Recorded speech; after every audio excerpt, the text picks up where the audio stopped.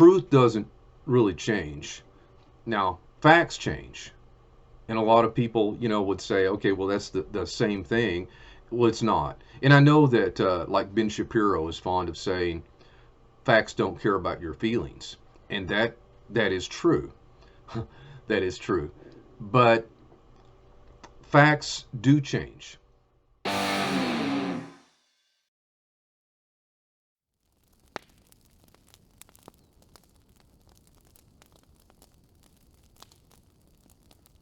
Hey guys, crazy world, huh?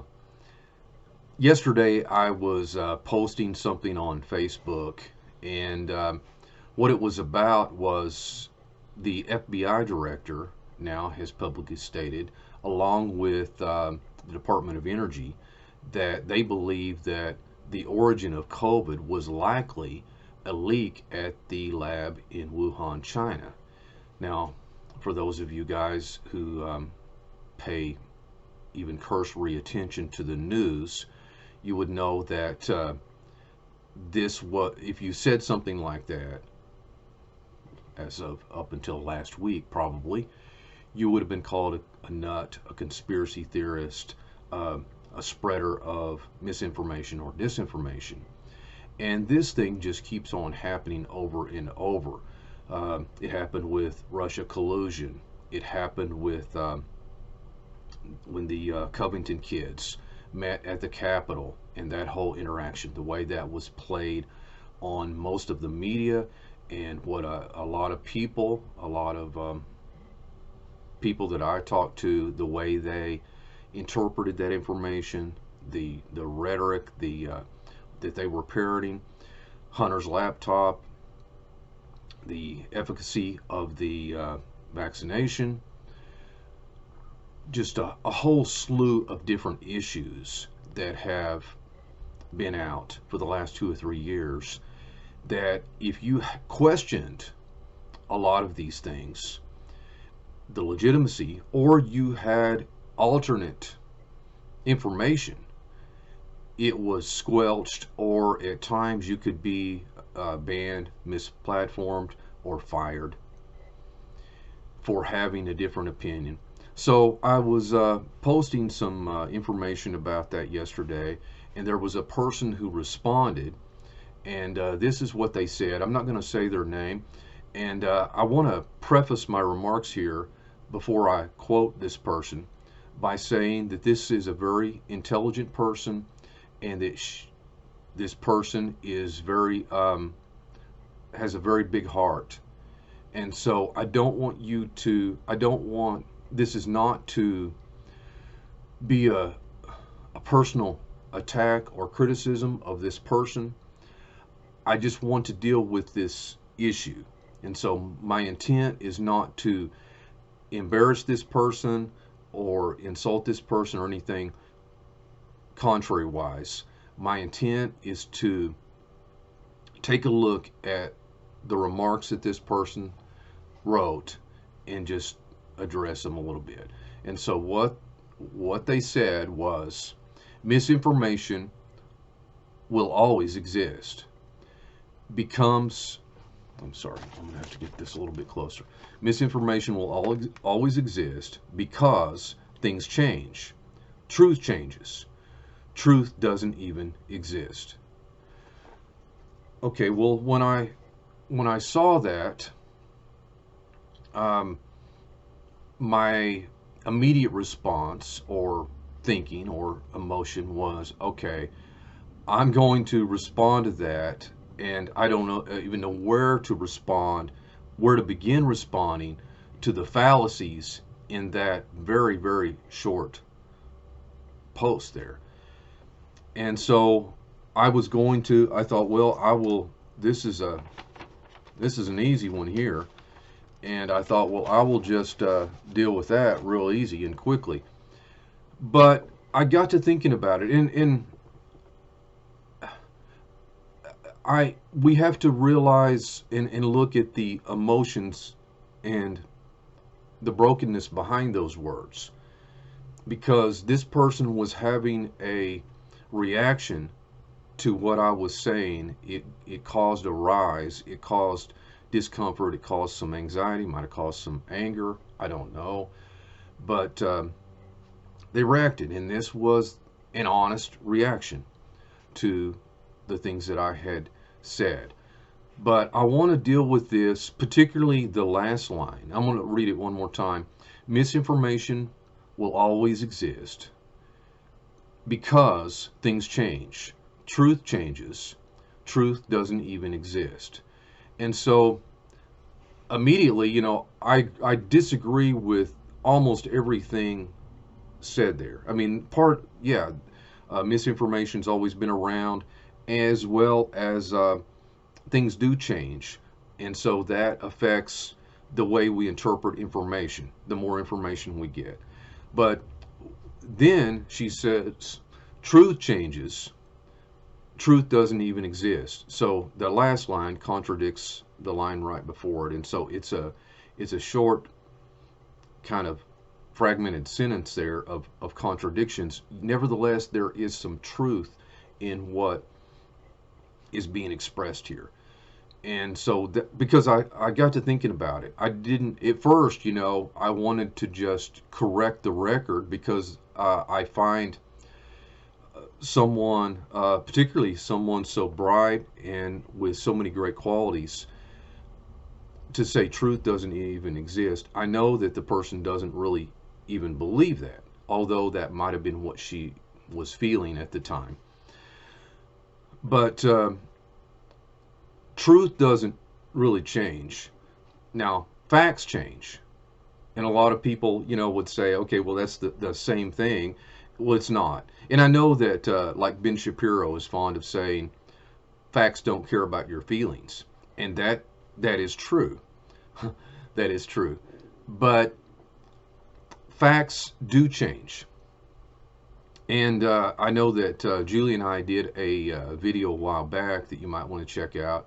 I'll try to remember to put a link down below that goes into these things in a little more lengthy way. But I talk about that when I was in college, I took a philosophy class, and this was one of the first things that the professor talked about, I believe, on the first day. He asked the class, what is a fact? And many of the students in the class began to respond and say, well, a fact is something that's true. A fact is something that's provable. A fact is something in which can be tested and proven to be authentic and correct. And the professor said, no, that is not what a fact is. He said, a fact is what the majority of educated people believe to be true at any given point in history. And as I allowed that to sink in and really think about it, I realized he was exactly right. And some of these examples that I've already given are evidence of that the truth didn't change, but the facts changed, or what was considered to be facts. Because remember, facts are what the majority of educated people believe to be true at any given point in history. So at one time, the earth was flat, and for some people, a lot of people still believe that. At one time, it was a fact that we lived in a geocentric universe, that rather than a heliocentric, and so the sun revolved around the earth. That was a fact for most of the world. It wasn't true, but that was a fact at the time, and those facts changed. Gosh, there's so many of these things like that. I know I've given the example of the train. As the locomotive technology began to improve, a lot of the scientists and the people in the know were concerned because it was common knowledge, it was a fact, that the human body could not endure speeds very, very fast. And so they believed if a person, particularly women, were to travel, I believe, over 60 miles per hour, that their uterus would fall out. And so that was a fact. And so, well, according to the things I've heard, George Washington was basically bled to death when he was sick, because if you were sick, the facts were that you had bad blood in you, and they just needed to put leeches on you or cut you open and bleed you to heal you. That was what the medical establishment believed at the time. And probably if you believe differently, if you thought that the earth was round, or you thought that we lived in a heliocentric universe, or if you thought that bleeding people was stupid and barbaric, which you probably wouldn't have even thought all these things, but if you did, or if you thought that it was foolishness and a woman's uterus would not fall out going speeds of 60 miles per hour, then you would have been considered foolish, uneducated. Um, they wouldn't have called you a conspiracy theorist at that time, but they would have felt that you were spreading misinformation, even though what you were saying was actually true. And so what I began to think about, though, that there is a truth in what she is saying here, because she is speaking her truth, her truth in saying that there is no truth. She kind of is. She's expressing what she's feeling at that moment, and maybe what she's going through, or her experiences and things are clouding her judgment a little bit. I mean, it has happened to all of us, and happens to me a lot. And so hopefully I'm getting a little bit better at that. But so I began to think about what motivates someone to believe that, and what all does that entail when we make the grand declaration that truth doesn't even exist. Where does that come from, and what motivates that? So I began to really think about that, and I thought, really, there's a lot revealed in her comments, that from the beginning of the world, in that sense, what she said is true, and that misinformation will always exist. Well, it has, basically, since almost the beginning. And part of that misinformation is saying that truth doesn't exist. And so, like, when we say that, what is truth? As Pilate said, what is truth? Well, I'm kind of tackling these things both from a epistemology, a theological, a philosophical way or lens, that I'm kind of looking at it through a lot of these things. Epistemology, by the way, is a branch of philosophy that deals with sort of knowledge, and how do we acquire knowledge, and what is knowledge, and what's true, and all of that, like what this is all about. Of what her statement is, was basically that category of philosophy, but it's also theology. And so what motivates this? And so what I got to thinking about, because we say a lot of things a lot of times of what we believe, and I know a lot of maybe believers, Christians, Messianics, whatever you call yourself, would maybe have refuted what she said, but you might well be guilty of saying the same thing through your acts of your behavior, in your thinking, in the words you speak. And essentially, this is what's going on. This is part of the whole beast consciousness, is denying the existence of truth. Because whether we're talking about denying that you have male and female genders, and instead trying to replace that and say that there's 70 or 100 genders and all of this, it's a denial of truth. It basically says that truth doesn't exist, and I will make it in my own image, that I am God. I'll sit in the temple of God, showing myself that I am God, and I will make things in my own image, is basically what's going on there. We have to realize that our thoughts, emotions, and feelings, they're real, but it doesn't dictate. We can't let those things dictate reality for us. That this is how the adversary approached Adam and Eve in the Garden of Eden. He got her to, and then ultimately him, to doubt God's word. There were two different paradigms, two different viewpoints. And so what she may not have thought about, and what you may not have thought about, when you say truth doesn't exist, so I won't believe it, kind of, you're also believing in something else. And so, like, if you decide to disbelieve the truth, you're making choice, not conscious necessarily, but you're making a choice to marry yourself and attach yourself to falsehood and lies. And this is what the adversary wants to do and what he is doing. And so we're pretty late in the game. And so I understand that there's a lot of things that are unclear. We live in a time of great misinformation, disinformation, deception. Deception characterizes the age that we're in. And it's very difficult a lot of times to know what is true.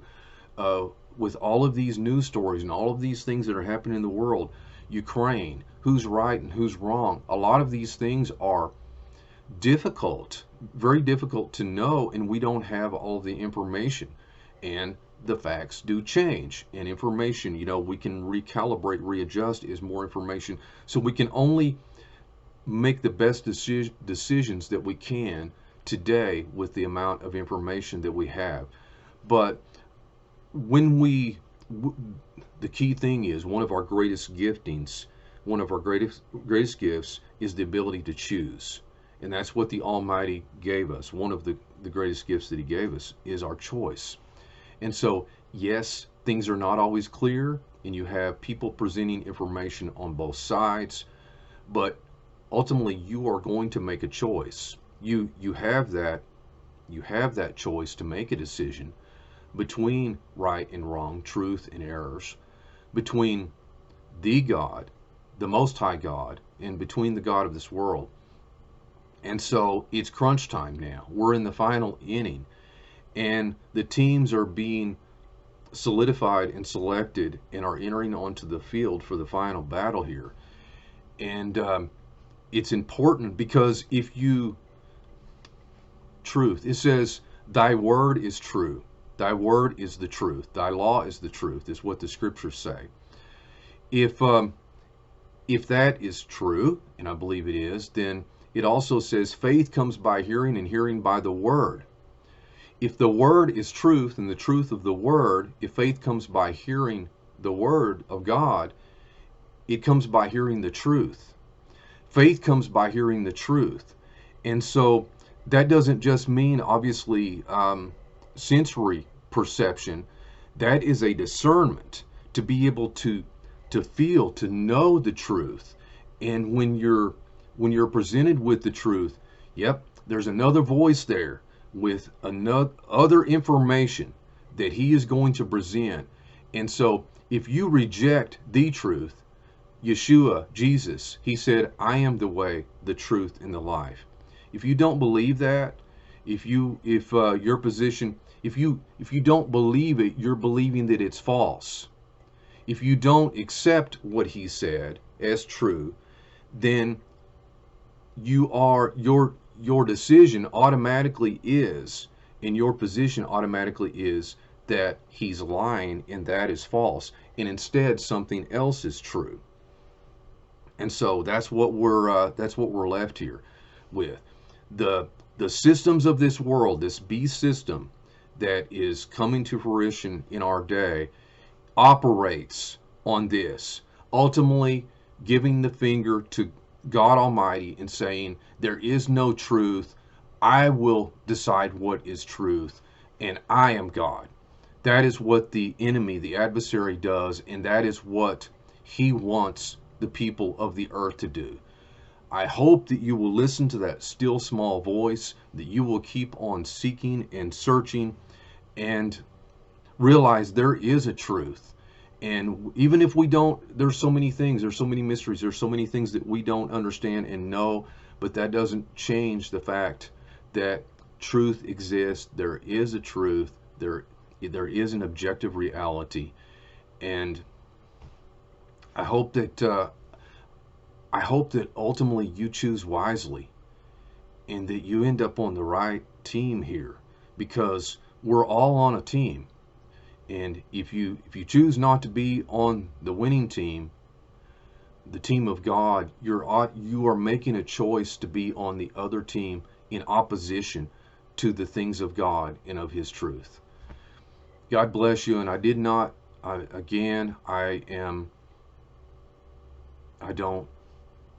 I'm not trying to embarrass you. I'm not trying to make you feel bad. The opposite. I wanted what you said, I thought deserved me responding to it. And so I wanted to try to do that as fairly as I could and present another way of looking at that. Thanks a lot. Hey, if you like this video, please click like and subscribe to be notified whenever we release new content, and to help other people find us out there on the vast plains of YouTube land. If you have a question or a topic you'd like for us to do a video about, just leave it in the comments below. Thanks so much for watching. Later, y'all.